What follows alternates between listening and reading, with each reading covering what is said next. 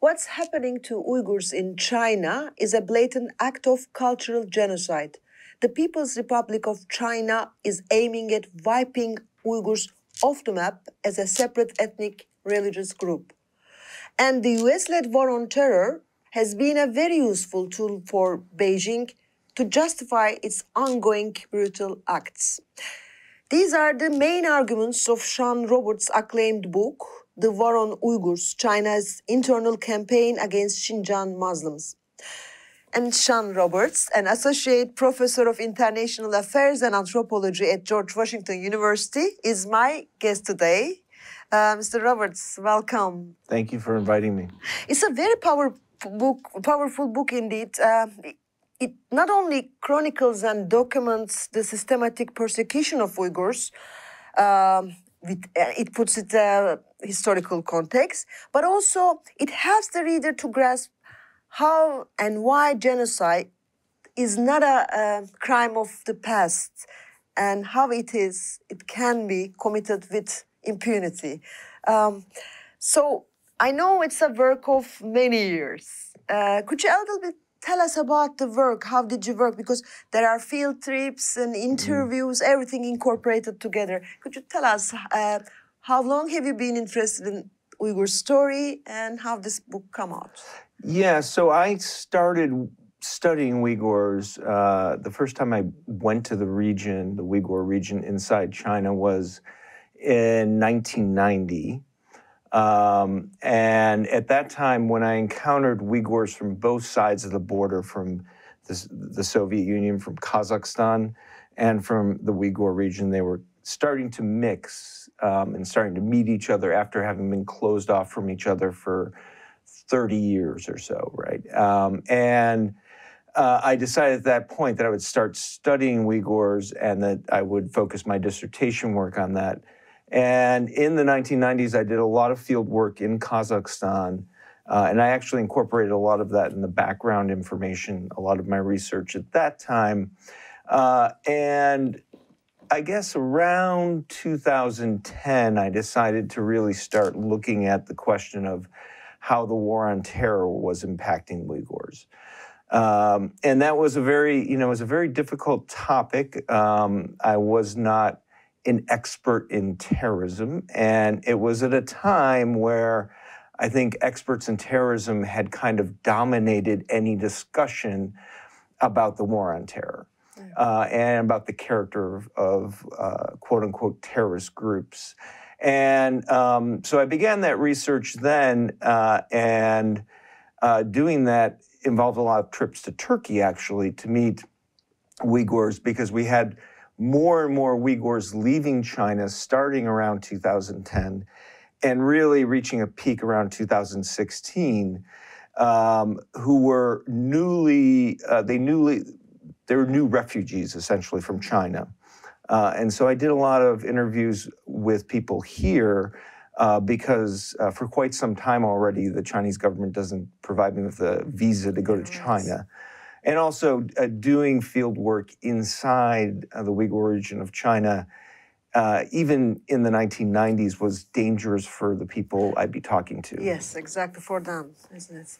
So it's a very comprehensive book. You also tell about the long history in a short way, but you focus on the last 19 years, as you tell, because of the start of the war on terror globally. How effective it became for the Chinese to use this global war on terror to just screen what they are doing inside the Uyghur territories? Yeah, I think it was very useful. And I think initially, really, the Chinese government was already starting to try to forcibly assimilate, or at least maybe not as forcefully assimilate Uyghurs as early as the 1990s. I think they became more and more concerned about Uyghurs with the fall of the Soviet Union. And they were very concerned that the Uyghur region, Tibet, maybe even Mongolia could go the same way as the republics of the Soviet Union. And so the real concern was what the Chinese government calls separatism. Other people might call it self-determination. But they were concerned that that could essentially split China. Most of the international community be very critical of various attempts to crack down on quote-unquote separatists, but particularly when there was no evidence that there was any kind of active insurgency. But all of a sudden, this discourse on terrorism seemed to be a more acceptable discourse to use, particularly if you're attacking a group of Muslims who are non-state actors, in which, of course, the Uyghurs are. So the Muslims also was in the for many Europeans as well are some people that can easily have their guns and do acts, irrational acts, and can be terrorists. So it was easy to label them because they were Muslims, then you say. Yes, yes. And if China said, our problem is not Uyghurs seeking self-determination, but it is Uyghur terrorism, then European countries, the United States, is more reticent to criticize what they're doing. And in fact, the United States went to the extent of actually identifying a group, a small group, which I describe in the book, that I think even calling them a group is potentially an exaggeration. It was one Uyghur who had went to Afghanistan with a few followers, hoping to establish a war of national liberation. And the United States recognized this group at the behest of Beijing as a terrorist organization. Exactly. You mentioned this is the East Turkestan Islamic movement. Later, it became only Turkestan Islamic Party. I suppose it changed. But and really, I argue in the book that those are two separate groups, but continuously, the Chinese government has said that they are the same. Okay. And also, you mentioned that as to the East Turkestan Islamic movement, labeling by UN and also United States as terrorist organization was President Bush's way to convince China in its pursuit of invasion of Iraq. So it was just... In fact, you know, it's funny because I've made that argument constantly, and there was not a smoking gun for it. But just recently, somebody who was an assistant secretary in the U.S. State Department in charge of Central and South Asia, Richard Boucher, he said to a journalist that, yes, we really doubted China's claims, but we actually did this to get their support for the invasion of Iraq. Really? Yeah. So it's in the records now. Yes. That's interesting. And also fast forwarding a little bit, the Syrian war also helped a lot because we have been seeing the videos of some Uyghur fighters inside Syria together with ISIS or Al-Qaeda. Is it so? Because you also a little bit challenge this way of putting or interpreting these videos and events. Yeah. Could you tell us? Yeah. So first of all, this initial group, which never called itself the Eastern Turkestan Islamic Movement. Really? Yeah. But China called them that, and the U.S. also identified them as that. And as I mentioned, they were almost not really an organization at all. It was more of a concept that never got moving. There's no evidence that that group ever carried out any political violence at all. And that group essentially disappears in 2003 when its leader's killed. But a new group kind of claims his legacy in Waziristan, Pakistan, and starting around 2008, they make videos threatening the Beijing Olympics, and they get a lot of attention. And that group is connected to Al-Qaeda, but is a very small organization, again, probably fighting with other foreign fighters in Waziristan at the time, but given a video camera and editing potential because they had made a big splash when they made these videos about the Olympics. And so they make a lot of videos threatening China and kind of calling on Uyghurs within China to rise up. And this group, is really not a threat to China per se at this time. But the Syrian war happens, and a section of this group shows up in Syria, and it coincides with a period of mass exodus of Uyghurs from China. Okay. And a lot of them get diverted there. Yes, that's very interesting story. Could you tell us a little bit about that? Because in your book you put that of some of them, maybe 1/3 of at least who fled China came to Turkey, and when they came into Turkey, some of them, maybe 1 in 3, maybe the men had to, in a way, go to Syria. Could you? Yes. Yeah. I mean, there's still a lot of pieces of that puzzle that are not completely put together. We don't know exactly, who was involved in pushing them there, but we do know, and I think it's well documented at that time, 2011, 12, 13, there were jihadist groups recruiting inside Turkey and bringing people into Syria. And they targeted a lot of these Uyghur refugees. And at the time, these refugees were not really, they received tenuous status in Turkey. They had residential permits 1 year at a time. They couldn't work. They didn't necessarily have stable housing. And people said to them, in Syria, you can get a house, you will be fed, we will pay for you. We have schools for your children. So they're accepting whole families. Yes. Just men to fight. Yes, but I found a lot of Middle Eastern reporters who were in Syria at the time who were noting there was this one odd, unique jihadist group that had their entire families there. And they looked more like they were settling in this region, in the Idlib region, than they were actually coming just to fight a jihad. Right. And the men would be fighting, but in the meantime, they had schools, the children were studying. I've seen their textbooks, which they have on the internet, and they were being provided housing. Yeah. Because they had to run away. They had nothing, and they couldn't afford to have anything in Turkey because of their residential status.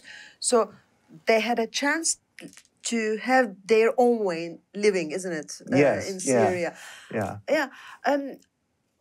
But going back to China, what could you tell us? Because we know that there's a mass internment. So in the so-called vocational centers, but it's not like that. You give us a big picture in the book. It's a big surveillance. Every move you make is being recorded, and they have algorithms to decide whether you can, for example, go from here to there or go to prison. And could you tell us about this big network of surveillance technology of China is using in purpose of genocide? I mean, yeah. So I mean, I think I term what's happening to be cultural genocide, and it seems to be systematic. It's kind of a complex of policies. At the center of them are two things, which the Chinese government starts developing already in 2014. It really only becomes implemented in mass in 2017, but there's lots of evidence that this was being planned out. And part of that evidence is there's documentation that they were starting to put together a massive database, electronic database, that would have a profile of every single Uyghur based on surveillance of various kinds, both electronic and human, all to indicate whether they were loyal to the state. Some of the things being tracked was, have they been to Turkey or Egypt or Kazakhstan, any Muslim country? Do they have relatives in those places? Have they had communications with Uyghurs in those countries? Other things were, have they been seen going to mosque? Do they have religious books at home? And it took... Women veiling with the veils. Yes, veils, and long beards, various kinds of indications that for the Chinese government essentially define these people as extremists, which was assumed to mean that they're terrorists. And that surveillance by 2017 was ubiquitous in the region.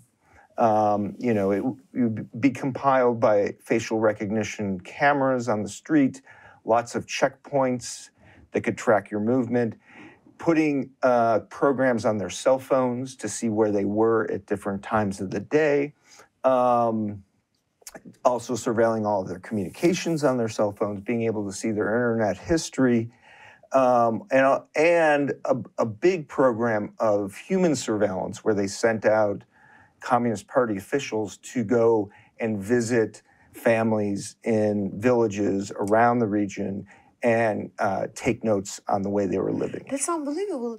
You mentioned that the officers living with the families for a week, for example, it's unbelievable. And they have to accept that. Yes. And even forced marriages with the Uyghur women, with the Han people, they... Yeah, so what kind of methods? Yeah. Well, so I think there's two core parts of it. One is the mass surveillance. The other part is the mass detention and imprisonment. So the first thing that started happening is there was mass imprisonment of intellectuals and cultural figures, both religious and secular. So professors, Islamic clerics. Like Ilham Tohti, the famous economist, he's known in Turkey as well. Yeah. Well, and he was imprisoned for life in 2014, but by 2016, early 17, they en masse started arresting famous professors. People were just disappearing, and most of those people were put in prison. But then shortly thereafter, we started to get information that other people were disappearing, and they were going to these re-education centers, which the Chinese government initially suggested didn't exist, and then they said that they were vocational training centers, and later they also suggested they were de-radicalization centers. And about 1/10 of the adult population at least went through these places. And so those two things, the mass surveillance and the mass detention and imprisonment, together basically immobilized these people, left them voiceless because everything you did was being monitored. Right. And the threat was that if you do the wrong thing, you end up in a detention center or prison.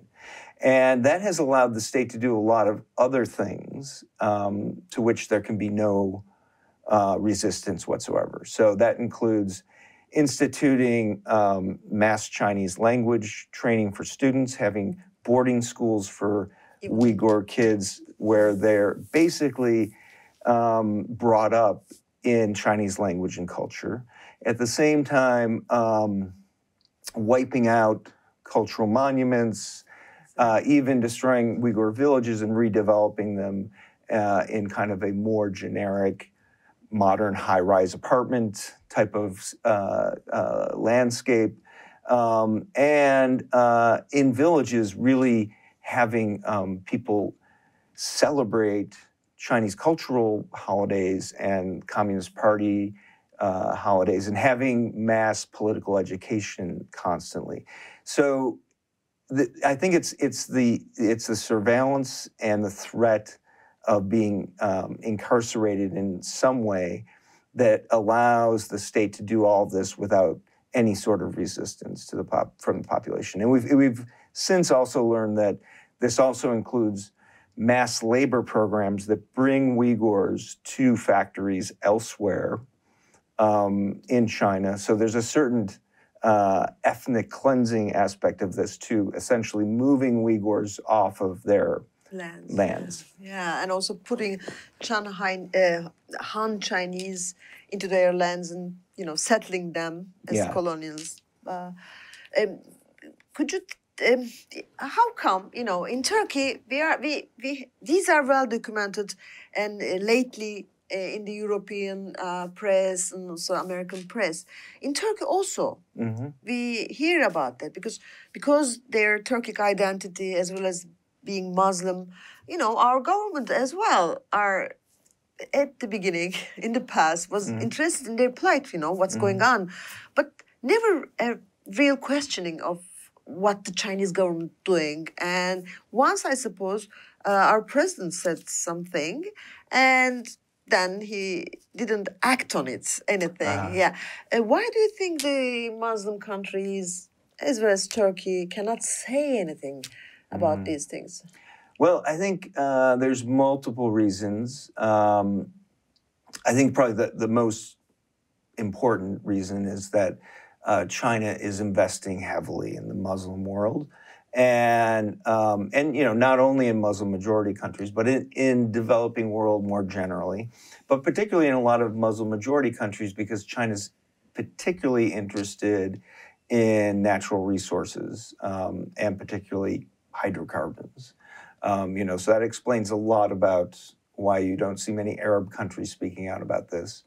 And in elsewhere, I think in Southeast Asia, all the Muslim majority countries are very closely tied economically to China.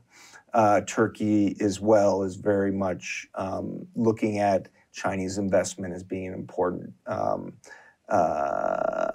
to economic growth, right? Which is a serious issue right now in Turkey. Right. However, what's interesting is what I have noted is where Muslim majority countries that have more democratic processes happening, more civil society voices, it doesn't disappear from the political sphere. So, I think in Turkey, it's been a constant discussion.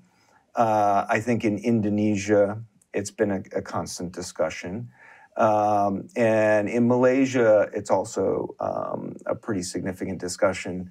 I think in the Gulf states, there's no discussion. There's not really much civil society that really will challenge this. Also, lately, United States as well began, applying some sanctions because of these atrocities to China. Also, some European countries followed suit. But it's interesting because it looks like it's not because they are really these governments, or some of them at least, or the U.S. government, are really interested in the plight of these Uyghur people. But it's rather because of the rivalry between China and U.S. in the world hegemony.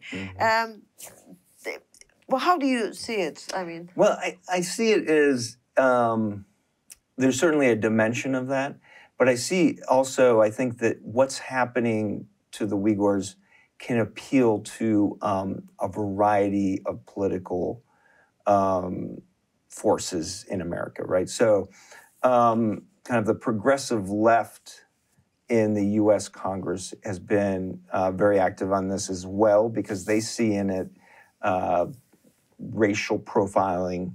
They see it as systematic racism and as genocide to a certain degree.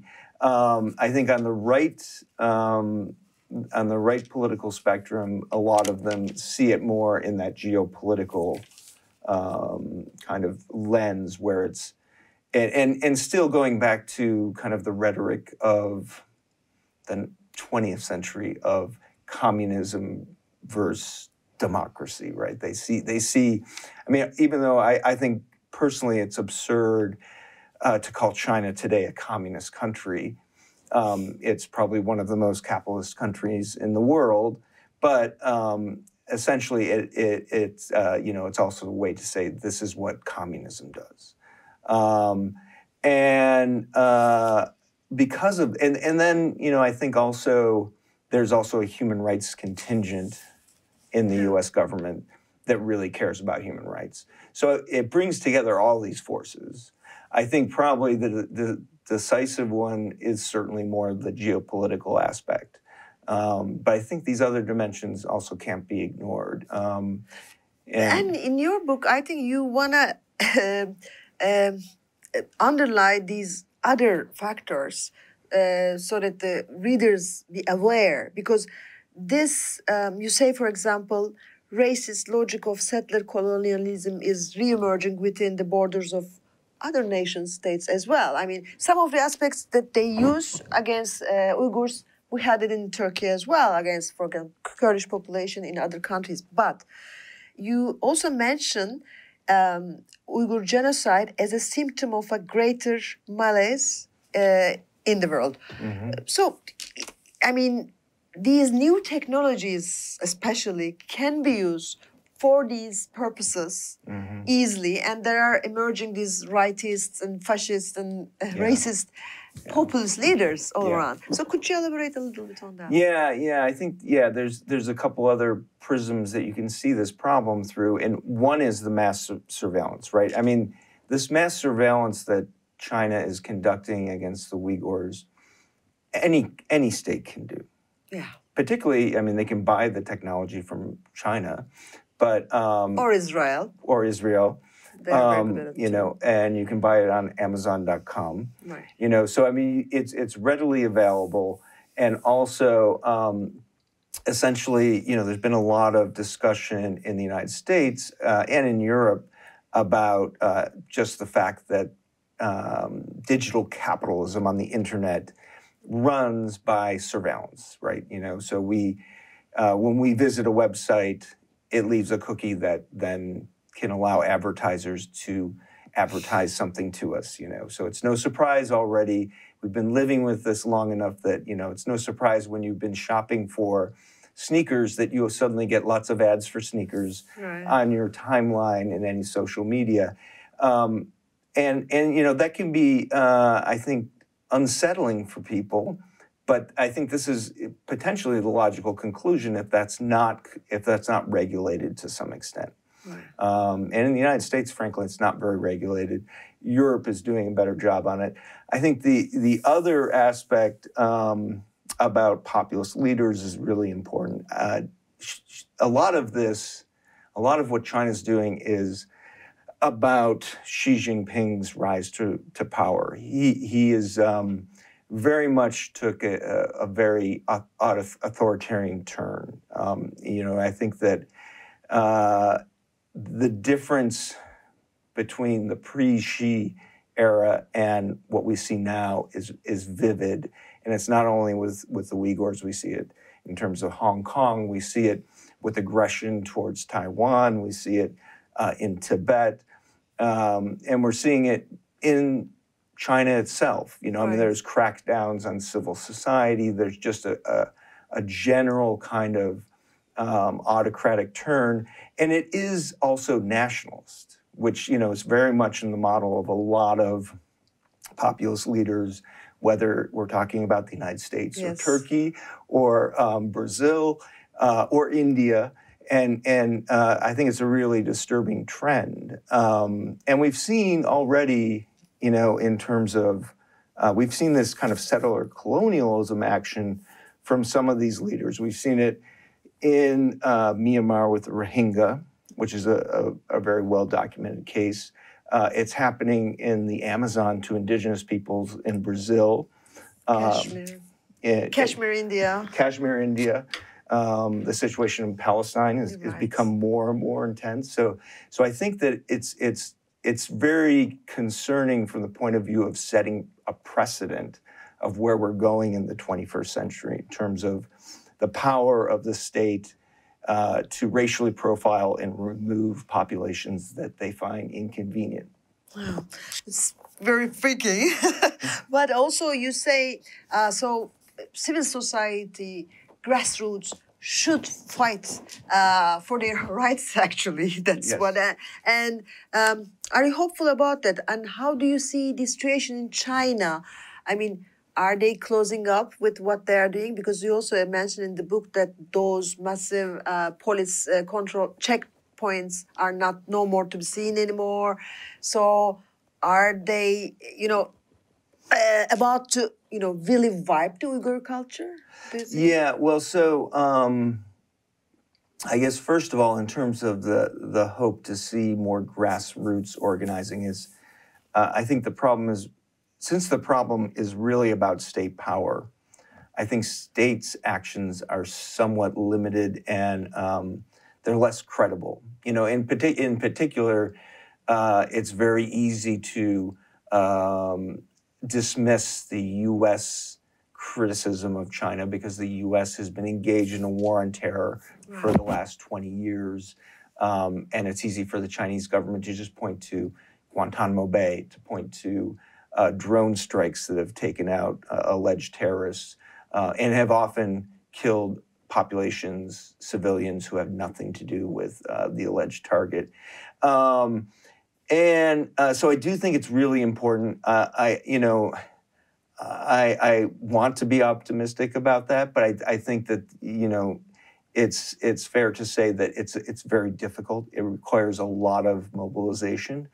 But I guess one of the things that brings some optimism is the ability to organize on social media and in a global way. And we see this already, that increasingly consumer-focused advocacy is having an impact, because consumers, when people boycott products, actually corporate headquarters change their action. So I mean, and we've seen this some with the Uyghur issue. There's been scholars and researchers who've documented that certain clothing brands are using cotton that's produced in factories with Uyghur forced labor in it. Nike sneakers, parts of Apple phones. And as soon as there's any kind of campaign on social media, we've seen some of these corporations change their supply chain. And then that has impact on the Chinese companies, which has impact on the Chinese economy. And my hope is that will eventually create enough dissonance inside China that somebody important is going to realize that what they're doing is not in their best interest. In terms of, the other question was about... will they be able to finish up what they started as wiping off where they are? Yeah, so, there's certainly evidence that they have essentially normalized the situation more. They seem to be gradually closing down some of the mass internment centers. And what seems to be happening is when they allow the detainees to leave, the ones that they're still concerned about, they send to prison. The ones that they think have been essentially brainwashed enough, they put them in labor programs, residential labor programs, which are also, both these mass internment and these residential labor programs are dividing families that allow them to send their children to these boarding schools.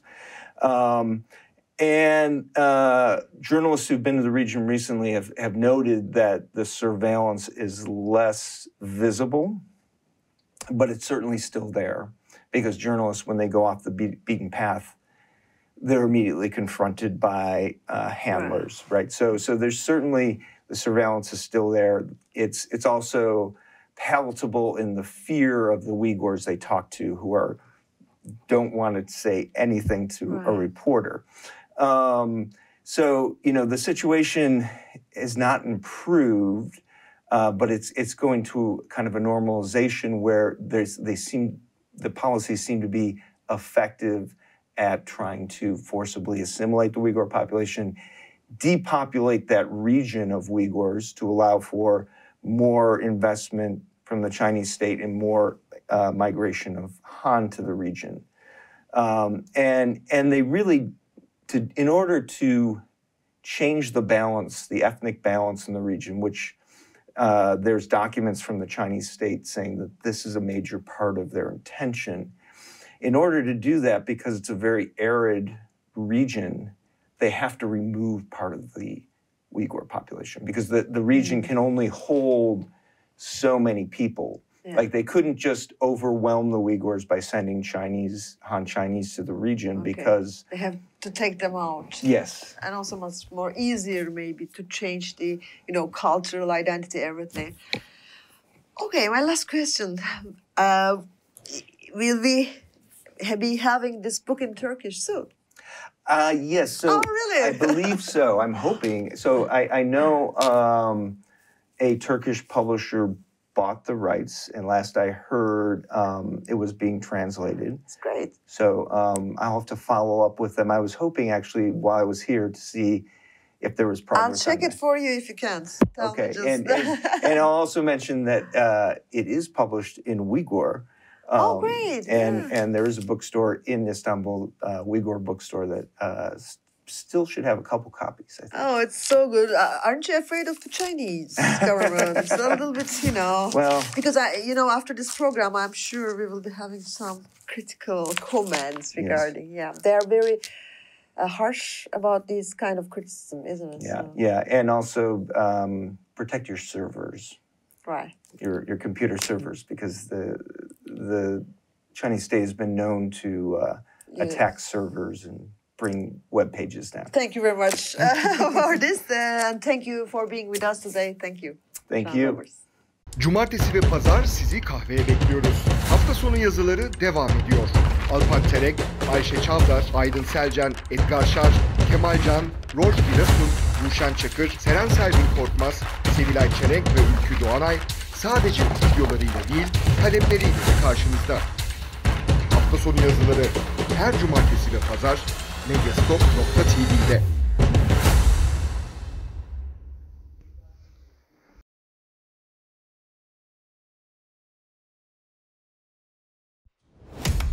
Türkiye'nin sivil, bağımsız, özgür ve çoğulcu bir medya ortamına ihtiyacı var.